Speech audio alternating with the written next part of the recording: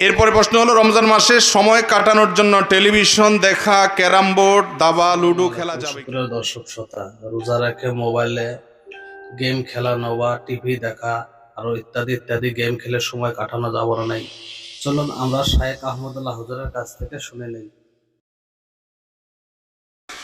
এরপরে প্রশ্ন হলো, রমজান মাসে সময় কাটানোর জন্য টেলিভিশন দেখা, ক্যারাম বোর্ড, দাবা, লুডো খেলা যাবে কি না?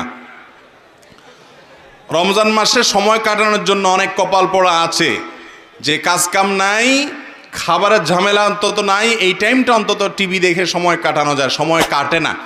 আমাদের হাতে এত সময় যে এটা কাটানোর জন্য আমাদের লুডো খেলা লাগে, ক্যারাম খেলা লাগে এবং টিভি দেখা লাগে। আর সাহাবীদের কাছে সময় এত কম ছিল, তারা এসে নবীজির কাছে বলতেন, ইয়া রাসূলুল্লাহ, ইসলামের এত কাজ, এগুলো করে আমরা কুলাই না, আপনি একটু সংক্ষেপ করে দেন, সময় পাচ্ছি না। তারা সময় পাইতেন না সাহাবীরা, আর আমাদের এত সময় যে কাটানোর জন্য এগুলো করা লাগে। মনে রাখবেন, রোজার উদ্দেশ্য মানুষকে মুত্তাকি বানানো। যে ব্যক্তি রমজান রোজা রেখে টেলিভিশনে হারাম জিনিস দেখে, মোবাইলে হারাম জিনিস দেখে এবং এই যে লুডো দাবা যেগুলো খেলা হাদিসের আলোকে নিষিদ্ধ, এই সমস্ত খেলাধুলার মধ্যে যে ব্যক্তি সময় অপচয় করে, ওই ব্যক্তির রোজা উপবাস থাকা ছাড়া আর কিছুই নয়।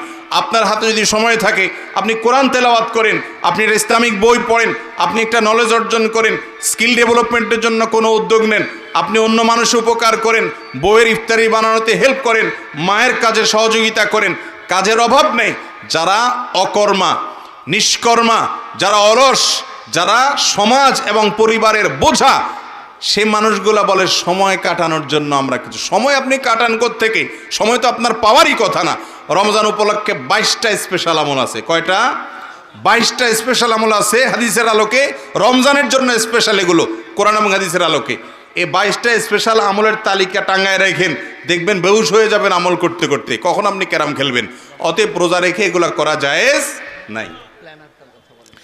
আমাদের আসুন্নাহ ফাউন্ডেশন থেকে আমরা একটা রমাদান প্ল্যানার বের করেছি। গত বছরও আলহামদুলিল্লাহ মাত্র 4 দিনে প্রায় 30,000 কপি, 26,000 কপি মানুষ টাকা দিয়ে নিয়েছে, আরও সব মিলিয়ে প্রায় 30,000 কপি আমরা মানুষকে দিয়েছি।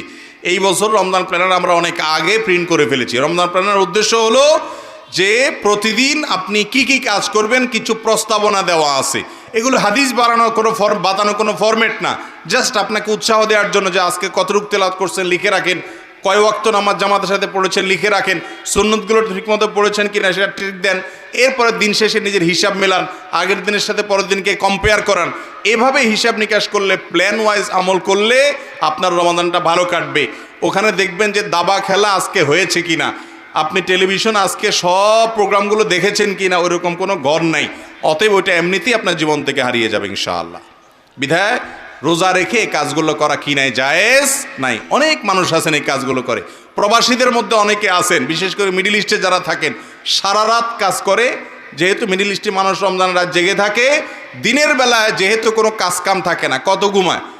8টা 9টা 10টা 11টা পর্যন্ত ঘুমাইলে ঘুম শেষ। এরপরে ওনারা সবাই টিভি নিয়ে সামনে বসে। বউ বাচ্চা তো নাই, কী করবে বেচারারা? ওই কাজ করতে করতে তাদের গোটা রমজান যায়। মনে রাখবেন, হারাম জিনিস টেলিভিশনে দেখে, আপনি পরনারীকে দেখলেন নাটকে, সিনেমাতে, বিভিন্ন অনুষ্ঠানে, এই কাজের মাধ্যমে রমজান কাটালে আপনার রমজান ফলপ্রসূ হবে না। আজকের ভিডিওটা এই পর্যন্ত। ভিডিওটি ভালো লাগলে অবশ্যই চ্যানেলটা সাবস্ক্রাইব করেন আর বেশি বেশি করে শেয়ার করবেন।